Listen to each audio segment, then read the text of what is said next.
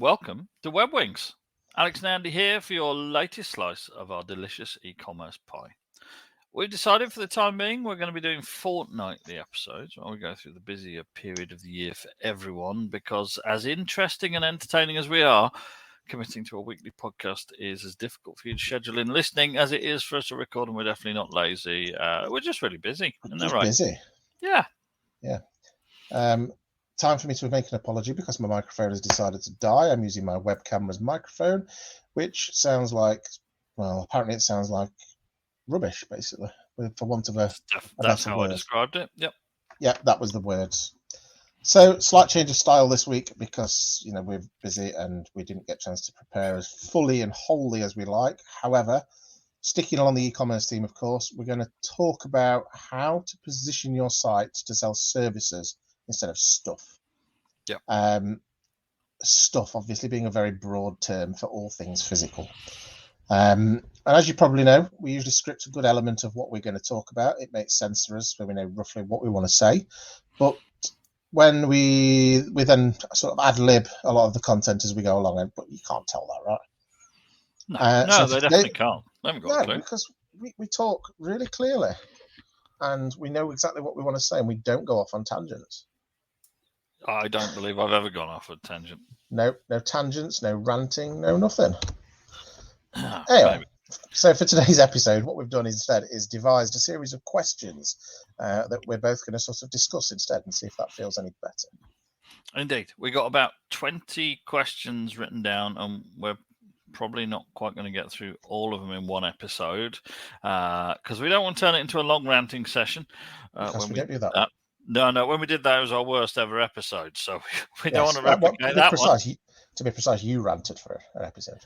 I believe I gave everybody the benefit of my experience, but we can word it however we wish. What we want to do is try and freely and in a friendly fashion converse on each topic. So we're going to be deciding at some point what our natural end point looks like, and then we'll end the recording. Good luck for the next 2 hours, everybody. Yes, and that natural end point may just be when one of us goes, crap, school run time. But it is what it is. So 20 questions may sound like a lot, but this covers a total of 12 different topics. Aren't you lucky? Some of these bits we've touched on before in other episodes, so if you've not listened to them yet, then be ready to get referred back to them so you don't miss out on the golden nuggets of information, such as Alex's new favourite saying, the brownie points of internet wonderfulness. And the brownie points of internet wonderfulness are exactly what you're going to be trying and picking up on, and we're going to be passing on to you in bundles, possibly. And for reference, brownie points of internet wonderfulness, I can't even say it, are in the previous episode. Indeed. So, without waffling on any further, or starting to waffle on, because we've never done that before, the first of today's discussion points is going to be about defining what we're actually talking about. So, what is the difference from an e-commerce point of view, from a positioning yourself point of view? What's the difference between selling products and selling services, and why is it important for a business to choose the right positioning for their website? So I'll kick off because you've asked the question realistically. So the biggest difference between selling products and services is the difference in the physical element of things. A product is a physical product, whereas a service is potentially something that's ongoing, or it could be a one-off requirement to complete something, such as my first thoughts would be like a mortgage broker or something like that. That's a service. Or a solicitor, they provide a service rather than a physical product. Yeah, and how that relates to a website is normally something that I'll say some people get it wrong. There's a few ways that typically people will try and go about it. You'll either have people with a perfectly valid point of view who will just say, well, my website is effectively just an electronic flyer. You come to the website, you see, there's me, there's my contact details, perhaps a few lines about what they do, about us kind of section and things like that, which will get put up, and there you go. Okay, you want to? It's very, very often not much more than a electronic business card, and you'll often tell these people who don't know what they're talking about, though, because they'll just say, "Yeah, it's my landing page," and they don't actually understand what they're saying by landing page. No, exactly.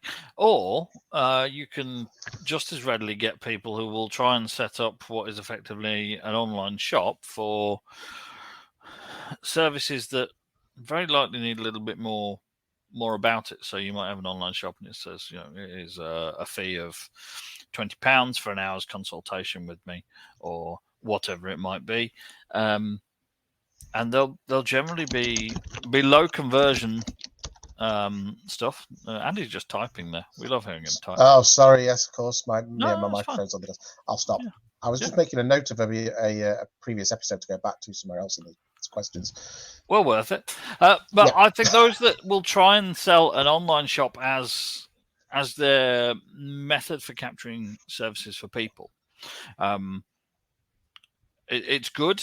If you want to have an online shop for your services and you just point people to it, it's a good way of taking payments off people. If you need to take a deposit or something like that, it's a good idea to have an online portal to do that. But in this day and age, your bank is probably likely to offer something like that. I mean, my business bank, even my personal bank, offers the ability for me to send a link to someone, an invoice to someone via however many methods you want. And that's possibly an easier way, rather than just saying, well, when you're ready, go to the website and click on shop and then buy an hour, 2 hours, 3 hours consultation, or my consultation package and things like that. And it's not necessarily the most effective ways. When I see these, they're normally simply a backstop to a business that does most of its selling and communicating offline. And that's great if that's how you do all of your business, but you're probably limiting yourself from gaining new clients. You're probably limiting yourself in the way that you can reach new clients. And I think people should always look at their website regardless of what you're doing. It's the first step in creating the relationship with the customer. So whether you are selling them a product or whether you're selling them a service, unless you give them enough information to already make the decision by the time they're clicking the links, then you've not achieved the goal.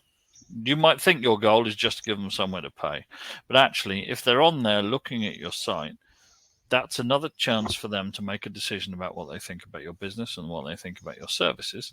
And you've got a choice at that point. You can either reinforce their positive decision about you, or you can start to break it down and actually think, well, perhaps they're not that professional. If they're just giving me this awful link, is that going to be the end result of the report that they send me? Is that going to be the end result of whatever else it is that they're engaged to do for me? So that's my warning to anyone who is trying to identify that target audience. Your target audience for your website is never simply people that you just say, oh yeah, use this to do that for me. No, it's not. And that's a great link into the next set of questions. So identifying your target audience. Now, we've talked on and on about this in episodes 3 and episode 4 because there was that much of it to talk about. Yeah. But we need to touch on it again as part of this. So we're going to look at how understanding your target audience impacts the way you position your site for services, and what are some sort of key demographics and even psychographics to consider when selling services online. That sounds awfully complex, doesn't it? It does, doesn't it? It sounds intelligent. That's what it sounded. It does sound intelligent, and I'm going to absolutely shatter that illusion by speaking. That's what I do. People, stop it. But it's your content strategy, and it's further thinking. Well, okay, I'm gonna have this as a way for people to send me a deposit, to buy my services, to do things like that. And if you're doing that, then as a business, you should be making sure that the customer has got all of the information about other things that may be relevant. I'm going to avoid using the term upsell here because I think in a lot of cases that's not necessarily what you want to do. But as a business that offers services, there may not always be the chance during the conversation you're having with a customer to say, well, we also do all this, because you're trying to you're trying to lock that customer in, you're trying to close the deal, the sale, whatever it might be, and you don't want to scare them off by saying, look at all this. But if you then send them to a page on your website for them to learn more about what you've just been talking about, or for them to pay you a deposit or purchase the service, then by looking at the content you're offering them and then giving them the chance to do a little bit more research for themselves, perhaps, you may be able to get them to come and have a look and think, well, actually, you do some other stuff which is really cool.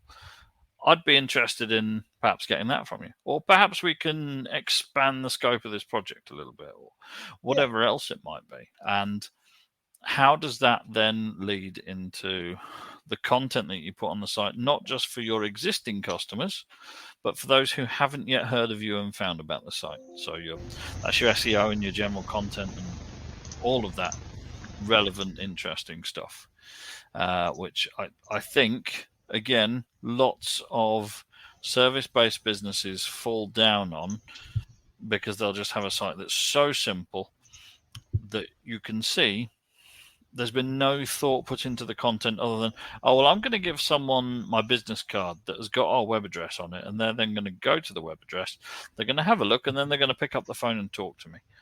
I will reinforce the point again. You need them to have already made quite a lot of the decisions about wanting to have talked to you in the first place before that phone's even picked up or the email is sent. Yeah, because nobody likes to talk these days.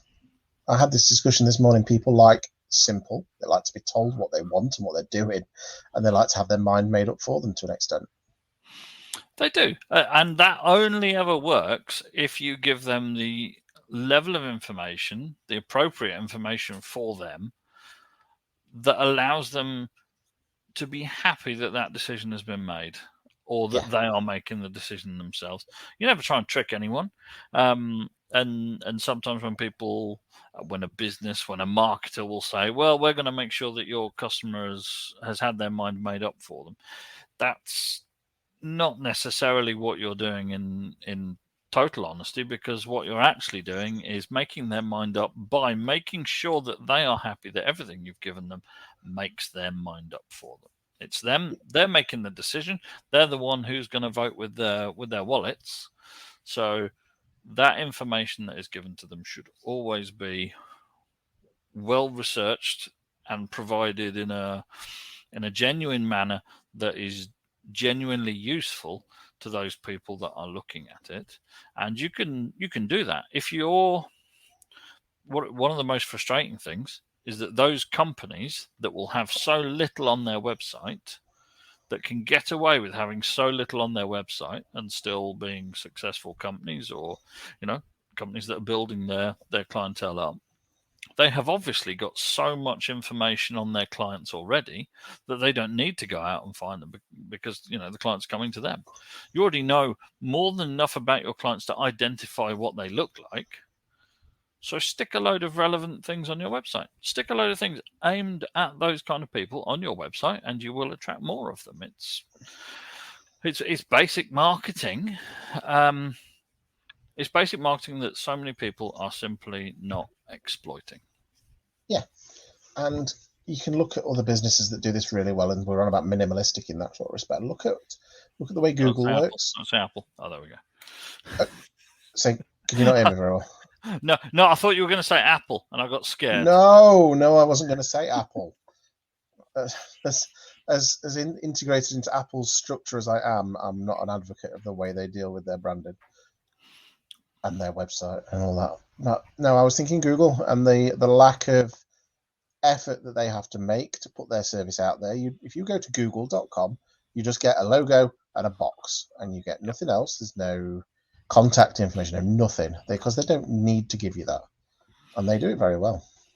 They do it very well, and on the flip side of that, I think Google's a really interesting example, because one of the things that people don't often immediately click with Google is the way that they then drag people into the ecosystem feeling reinforced. If you have a look at Google's help pages, If you ever ask a question of the Google services, if you ever ask a question about how something works, why it works, what kind of thing, you look at the Google help pages, there are very few help pages out there that give as much information and as many links and references and resources as a Google help page. Because as soon as you've got a question, they will answer all of those. Up until that point, it's just expected that you know what you're doing, because generally you do. They will allow you to walk your way through all of the decisions, all of the clicks, all of the searching, and whatever else it is you're trying to do to interact with their content. And then at the point that you need their help, at the point you've got a problem, I think they do it very well. I think they do. And I like the way that they are very free with the answers that a lot of companies wouldn't give. I've got an example of one regarding one of their. It was a meeting tool that I was helping someone use the other day, and quite often on these things they'll hide the fact that certain plans simply cannot get access to something. It's not something that you could upgrade to. It's not something you could switch a plan to. It was actually this one doesn't have it, because of the way we offer it and the way that the rest of the ecosystem is designed to work around it. Yeah, this simply isn't offered, and these are the reasons. And not very often when you're telling someone, sorry, you can't do that, are they happy with the answer initially. You normally got to go into more detail. But because of the depth of information they gave, it was, oh, okay. Well, actually, I can understand that. That's a real shame. And that's something I really wanted. But turns out I can't have it. So there we go. It's nice when something tells you can't have it and you actually get told why you can't have it. Yeah. And one of the biggest bugbears of mine in this is something within our country, especially, is if you apply for credit and they say, no, you can't have it. They advertise these brilliant things to you. You know, you need this. You can save money for this. And they'll go, no, you can't have it. But they won't tell you why. They'll just say, no, the computer says no, that's it. Oh, that just leaves a bitter taste in the mouth. Yeah. For want of a better phrase. And I think that leads back to everything, which is don't treat your customers like idiots, ever. Yeah. You have to be able to say to people, this is all the information I think you'll need. If you need more, get in touch. Yeah. People are naturally suspicious, particularly these days, of not being given information that they feel is obvious. And it's that working out. The key is working out what information people will think, well, that should be there. Yeah. Why am I having to look for this? Why am I now having to ask for this? Is there a reason that I am now having to ask for this and it's not immediately apparent? Working out all of those questions will always be the key to a good content strategy, and identifying your clients is as much identifying the questions that the people who are interested in your services are going to ask, because those are the questions that people will be asking of search engines and whatever medium they may be using to find your site. It'll be the questions that they're asking to get to the solutions that they need that will mean that you have already made their mind up before they come to you and say, I'd like to engage you for these services, please. Yeah, and this crosses really well again into the next couple of sets of questions. So design and user experience. Now, we're talking a lot about user experience in some respects, but we're sort of mingling the way there's user experience in the way that the person feels, and then obviously there's experience in the way that the system actually works. And what we were just talking about there is really bad examples of experience, because you go to a website and you have to sit there then hunting for, well, that looks really good, what's the catch? And then you have to go hunting through the terms and conditions and hunting through everywhere else to find out what there is a catch, and the price is going to change because it's not a really good price after all, or it's only valid for the first day of your contract. Or my immediate thought again on that one is a very well-known hosting company. There's actually 3 or 4 of them within the UK, or even worldwide, that they'll lure you in. You know, it's £1 a month to host your own website. But then you go, oh, if you want to use our builder, that's £20 a month. And then if you want to do this, it's another £5 a month. Oh, you want an email address? Yeah, that's another £100 a year. So I'm just sitting in the background getting angry thinking about all those things. I know you are, I know. And it really, really angers me. And I was talking to a lady yesterday about her hosting service with somebody. She's in the process of sorting out her e-commerce store, and she's currently paying this company. She is paid £80. Don't say numbers. Don't say numbers because they hurt. Because it's always too much. As soon as anyone ever starts talking about their hosting, there are so few cases where I think, oh, do you know what? That's a good deal for you. Yeah. I mean, she's paying £80. Yeah, she said she paid £80 a year for an email address. Now, as a designer and developer and whatever else that we do, we obviously both have our own hosting packages. Now, I don't think either of us pay £80 a month between us, and have done in a long time. No, certainly not. And you can see how someone would get dragged into that quite easily because, well, I need email to run my business, therefore I need to pay it. And actually, if it's going to cost me £80, then I can probably get value from that. Yeah. If that's what it cost, people wouldn't even think twice about it because, you know what, I use email every hour of every day. I've sent loads of emails today, and there are probably things that people pay £80 a month for that are, far worse value than a really solid email service. Yeah, exactly. And I agree. Well, because the other thing I don't like is when you go to a business and you can tell they're doing things not on the cheap, but they don't use a branded email address. You'll see at outlook.com or something written on the back of a van, and I'm like, why? Yes. They list a website and then they've got a different email address. It's like it breaks that trust. Oh, do you know what? I'm gonna go against something a little bit here. I'm going to go against something a little bit and say that sometimes I really like that, and I'll tell you why. I'll tell you why I really like that. If I see like a nice van, let's use that example. You see a nice van, a tradesman's van or whatever it might be, a company van, and the van's nicely done, and they've got a website and they've got social media and things like that. And then at the bottom there is I don't know what it might be, a Mike Todd Carpentry at freeserve.net or something like that. And it's probably something that only someone as geeky as you or me might pick up on. Yeah. But if I recognize that someone's still using the same business email address that they had in 1997, yes, that I can buy into. It will possibly give me a little bit of confidence there. Hey, this guy's been doing business for so long that he's scared of changing his email address. Yeah, that's something I will buy into, and I have done that before. And I'm quite happily converse with someone who's using, someone in the UK who's using an AOL address or a FreeServe address, or FreeServe. I'm trying to think what some of the others are. Whoever else it might have been back in the day, or they try and.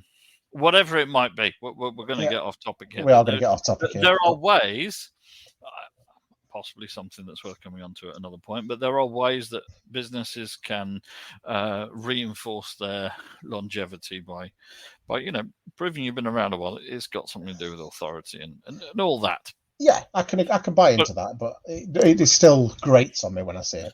But then I also don't believe in them paying the significant sums of money they pay to change that. Because what the service that this lady is getting is not worth £80 a year just for an email address. No. And that's one email. It's not even an unlimited number of emails to her domain. It's one address. So if she wants to add another one, that's another £80. And that is, you start to judge your ability to grow your business based on the cost of things like that. I mean, I'll chuck it out there. If you're spending more than £100 a year on your website, emails, and domain altogether, then you probably need to question why. There may be a very good answer to that, but if you've just got a website and some email addresses and the .co.uk or .com domain, and you're spending more than £100 a year, then please get in touch with whoever it is that does it for you and say why, because there's no real reason to do that unless there's a reason. there's always reasons. But coming back to design and user experience. Sorry, I see it's my turn to rant today. Not at all, Andy. We're giving people wonderful amounts of information. Exactly. And they are racking up the brownie points of internet wonderfulness. We are, yes. We're building our know, like, and trust because we're just demolishing other services. Yeah, but I think that it's important to not mistake giving people the right and full information for requiring a website full of loads of pages. There are ways of doing a single page website. You know, some people are quite scared of doing things like that, but an awful lot of corporate service-based companies are using single-page websites these days, where you've got whatever it might be. You've got nice pictures. You've got a little bit about the business. You've got what you do. That may be enough information in some cases to effectively provide your business with a really good platform to engage new and existing customers. And that might be all you need. It might be a little bit of a scroll, but if you organize it correctly, if you make sure that there are links for people to jump around, if you make sure they can still get in contact with you, then that can still be a really effective way. Similarly, if you're a business that offers lots of services that don't necessarily fall into each other that readily, make sure you split it up a little bit. Good examples are businesses that do contracting and things like that. If you're a company that does plumbing, you're probably going to want to split it down a little bit into the different segments that people are interested. They're going to want to know if you do kitchens as well as bathrooms, and probably quite a bit more detail about the types of jobs you do, because it's important to build that confidence. If you're a larger company doing electrical work, if you're a larger company that's doing even in the technology industry, people who do work with PCs, electronics, appliances, you're very likely to need a little bit more broken down into the various categories. And from a SEO marketing point of view, if you're doing a page, then please make sure it's got at least 300 to 500 words on it. I know that scares people. I can't write 300 words to go on that page on my website about one of the core services that I offer. Yes, you can. Of course you can. Because I guarantee you could spend 10, 20 minutes talking to a client about it. Yeah. And therefore, that's just words. So if you can't write that yourself, if you don't know how to lay that down, dare I say it, find a copywriter, pay them for 20 minutes work, and spend 10 minutes of that telling them about your services, and they will then spend 10 minutes writing it down for you in a way that goes well on your website. It's well worth doing. It makes such a difference. Small investment that's worth a fortune. And that will influence so much about the user experience. And yes, it's always good to make sure that your site works on as many types of devices as you can. You want it to work on desktop, mobile, tablet, etc. And you want it to look nice. The most important bits, though, are: does it work? Do all the buttons work? Fairly easy to check. Just click through them all. Do you get an email if someone clicks the contact us button? Whatever it might be. And the user experience overall is, did I get what I need out of this? And if you think, well, those bits of the site people don't really go on, either cut them off entirely or fix them. Because you'll probably find that they do. Almost certainly. And when you're doing what we recommended everybody does in the last episode and spends 20 minutes a week, a month, whatever it might be, going through your site and just checking things, why don't you just update them a little bit? Little bit. Doesn't have to be a lot. Nope, just tweak. Change a couple of words, update, end rants. That's it. I'm almost a bit afraid to start the next category because it's is it a good one? Building trust and authority. We've just talked about this, and I've just ranted a little bit about this. So I feel like I'm going to ask you a question. You can rant about it instead. So, that would be an unusual setup for this podcast, Andy. It certainly would. So, how can a business establish trust and authority in their service niche? And are there specific trust signals or elements that should be presented on service-based websites? Go. Okay, I'm gonna keep this one simple because I think we've probably covered quite a bit that people could do. What I'll say to people is, where possible, use your own pictures. Use your own pictures and your own words. Yeah. We've just covered words quite passionately, but pictures is a big one, and everybody knows somebody with a smartphone these days, even if you do not. Get someone, clean their phone camera lens and get them to take pictures of you doing whatever it is you're doing, or the finished products, or something along those lines. You don't need many, and you can use stock images on your website, but you won't be punished for it. Visual elements are one of the things that builds trust and authority more than anything, because people can see the fruit of your labor. Be it okay, I'm not going to say people who make websites or whatever, because I'd hope that they're a little bit better at this than other people. You've got to practice what you preach. Sometimes really don't look at our website. No. But that picture that people will see is one of the first things that they will judge you on. Yeah. Again, visual elements have been proven over and over again to actually have a much higher impact on this than people think. So if your color scheme doesn't quite gel, worth thinking about that. And make sure that it all works. We have covered that, but make sure it works. Make sure people aren't seeing errors or whatnot. Things like SSL certificates, so your site shows as secure, or you get the green bar in the top bar, or whatever your particular flavor of browser likes to do it as. That's a big one. It's perhaps in some ways bigger than it used to be, or smaller than it used to be. It's a mix of both. I find it's very important that it's actually applied to any site nowadays. Yeah. Because even if you've only got a page that just says contact me and it's insecure, somebody will wonder why. Because they get that big thing flashing up in the browser that goes, this is not a secure site. Yep. Yeah. And it's free for the most part. Yeah. Generally, you don't really have to pay for those these days. There are a lot fewer instances where you'd pay for that than perhaps you would have in the past. That's a good point for trust and authority. But otherwise, reviews are brilliant. Yeah. If you can subscribe to some sort of review service, Trustpilot is obviously one that people use. Similarly, make sure that you don't pick and choose the reviews that you put on there too much. I was going to say too obviously there, but if people see a load of reviews that look exactly the same from people with similar names, all within the same period, in March of 2022, you had 5 reviews that said you were amazing and nothing since.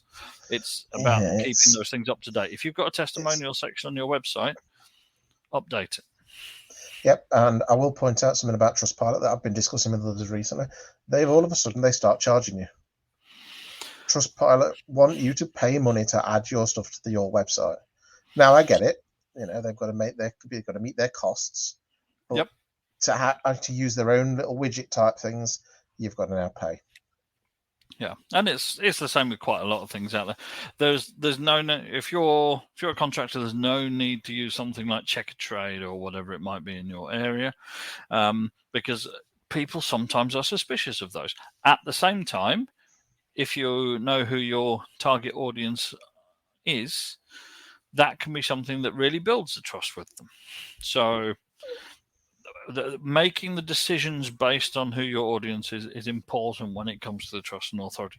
Some people will respond to various elements a lot better than others. And there are an awful lot of things that you can do to indicate and elevate the trust level.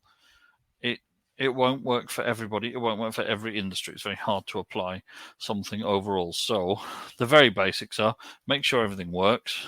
Make sure it doesn't look too out of place. Make sure that your color schemes and things like that doesn't look like a mishmash. But apart from that, just Use your experience as a business to identify what's important to your customers. And going back to what we said earlier, you're not just using your site as a way to communicate with your existing customers. You're using it to find lookalike customers. You're using it to find people that look like your customers who don't yet know you. So you can't just get away with the cop-out of saying, well, everyone who goes to my website will know enough about me anyway. That is really not the point. No, and it's also never true. It's never true. It's a cop-out. It is. It's an easy way of saying, yeah, I just couldn't be bothered. It is. Pricing and packages. We've briefly touched on pricing, so let's. Do you want me to ask a question here, Andy? You can ask the question, and I'll try not to. Okay. All right. So pricing and packages. What can we think about? Well, all right. We'll go for this one then. How do you convey the value of services to potential clients? What's your opinion on the best way to do that, Andy? This is exactly what I ranted about already. So let's take what we already discussed, the email providing type service and the cost of that. Is it essential that you pay £80, £100 or whatever to get that service? Not necessarily. Is there other options? Yes. Do you like it because it said, oh, it's a Microsoft branded service? Does that add a little bit to it? Yeah, it probably does. Everybody sees Outlook and considers that that's sort of the backbone of email these days. It's really not. There are plenty of other options out there.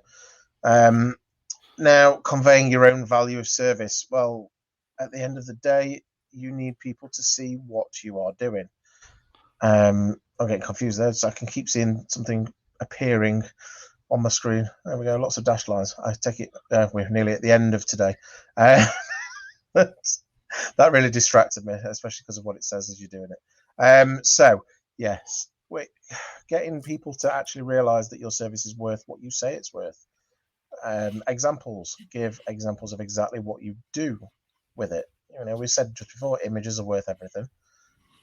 If you're going to say, I can do this for you, I can redesign this, look at website designers let's go away from website designers because that's what we do and we don't want to talk about us. Let's go to interior designers and decorators. If you look at their interior designer's website and it's not looking overly impressive, it doesn't fit in with sort of the style that you're looking for your own home, even though you're looking at a website, you're not going to trust it because you're going to judge that person's service based on their offering on the internet. Yes. And that it's almost not fair, but it's just the way that people work.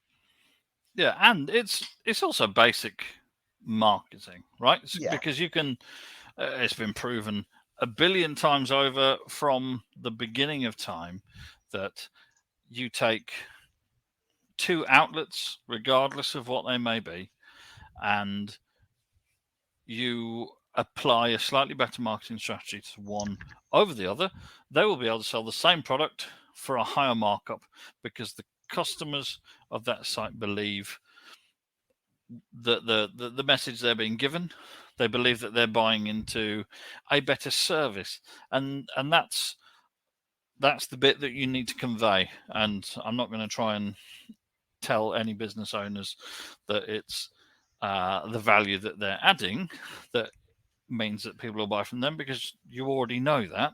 Yeah. You can be selling the exact same thing as another website in your town and it's selling it for a slightly cheaper price. Their strategy may be different from yours. Their strategy may be stack them high, sell them cheap. That they may want to simply sell a lot more of them, and you say, well, I want to sell a lot more of them. Yeah, but you'd like higher markup, and you can justify that because you give better service, and you can talk about how you give better service. You just need you to can convey talk that about to people. You need to convey it to people. You need to be able to say that you'll perhaps guide them through the service. You will give them whatever it is that you might do as part of it. It might arrive nicely gift wrapped. You might be selling a service and you may provide a before report, an analysis about what you're going to do and why. You may then actually do the work, and then afterwards you'll provide a report on what happened, if anything changed, and then 3 months down the line you may provide an update report. whereas the person at the next business may simply do the work. And it's those that you do need to convey properly to make sure people understand those, because otherwise they don't know. And they say, you say, well, we tell them all that as part of our sales phone call. Or when they speak to the sales team, they'll learn more about the services. That's why we say, give us a call to learn more about the services. Nobody wants to give you a call. Nope. I mean, These days, nobody wants to tell who's got time? Who's got time? And I struggle to record a podcast, let alone ring anybody. And as good as your salespeople may be, and this is always a bit of an awkward one to point out, are they really that good every time? Do you want to have to rely on that element to close that sale? Or do you already want to have it in the bag? And we'll go back to almost all of the lines that we've covered in this podcast, which is you need to help them make the decision.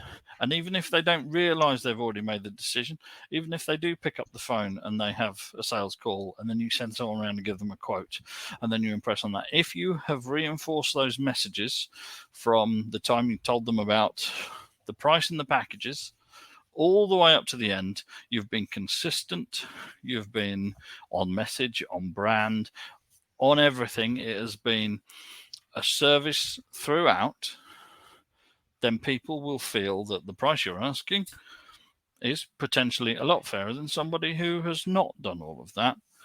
And that does start with the website. If that's the point that the customer first interacts with your business, or if that's the point that the customer goes to learn about the business, then that is where you need to provide that information. If you're pricing and packages that you're selling on there, it's the value of the services that you're providing that you're being judged on, then that's the time to do it. It's always the time to do it. I can't stand it when, even if I'm going on and buying something, there was a membership for something I was looking at. It was actually for a friend a few months ago, and they said, can you have a look at this? I'm trying to buy this this membership for a sports club they were looking at. Definitely not me. I'm not sporty, obviously, but no. it was. What do you mean? We're athletes. Athletes in definitely. our prime. In our prime. I'm certainly in my prime. This person was a little bit more in their prime than me, and they were looking at joining a sports club. And they said, well, I've got my card. I just need to go online and register it and then pay my membership. And they said, can you have a look at the packages and see, help me work out which one it is that I've got? And I'm like, yeah, sure. And you go online and here's a £10 package, here's a £20 package, here's a £30 and the £40 package. You go online and you click it and you just think, well, why? Why did you not take that opportunity to just give people a little bit more, to just reinforce it at the point that they're actually spending money with you? Yes, they know. They already know. They've already been down to the club. They've already been through the whole thing. They know they just need to go online and spend the £30. Yeah. But why not use that opportunity in the 30 seconds it would have taken to just write in the box, this is the £30 package. And for that, you get your year's membership. You get access to the car park and the showers. You get access to our members' meetings, which come every 2 weeks. And there'll be a Christmas meal every December the 9th. Something along those lines. And then when people are clicking on that, they know exactly what they're getting. It's reinforcing that actually they're getting something that's really good value. And yes, you've already sold it to them. They've already agreed. They've already stuck the sticker in the windscreen of their car so they can park in their car park. And they just need to pay their subs. Yep. But why not? Why not just take that chance? Because you look at that site alongside one that puts a little bit more effort in, and you'll always think, oh, the one looks more effort. That, to me, feels like I'm getting more value, even though the price is the same. The services are the same. It's conveying the value. And I'm going to add something in just to end that little bit. But this is going to be something definitely for a future podcast, is why do we have to feel like, why does everybody feel like they have to try and upsell constantly? Yes. Sometimes it's not necessarily about upselling to a next level.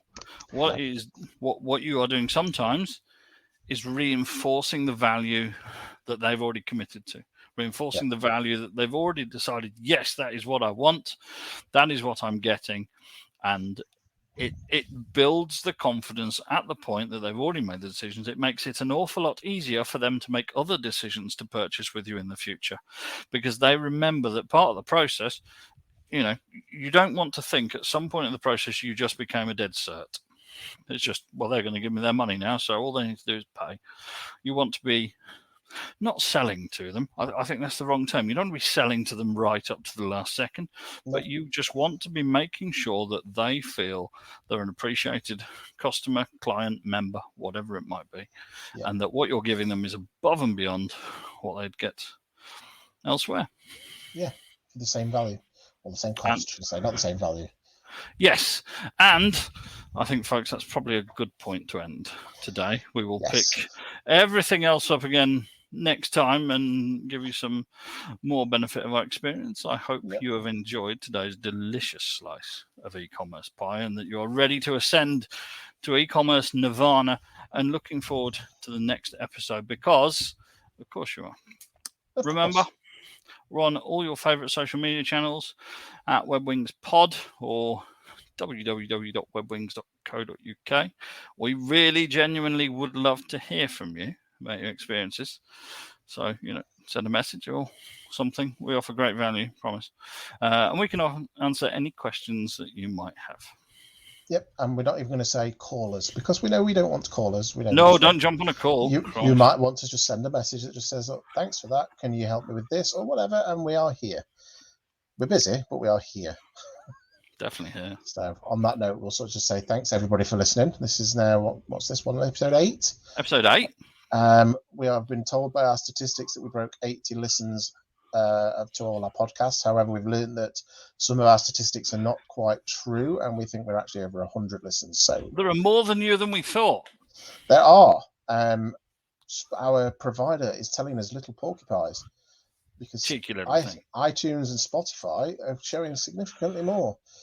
Anyway, ranting again. We've been Alex and Andy at WebWings. You've been our wonderful little WebWingers, and I've said it correctly this week. We will be back in your ears very soon. And as always, we wish you a safe onward journey. Bye-bye. Bye-bye.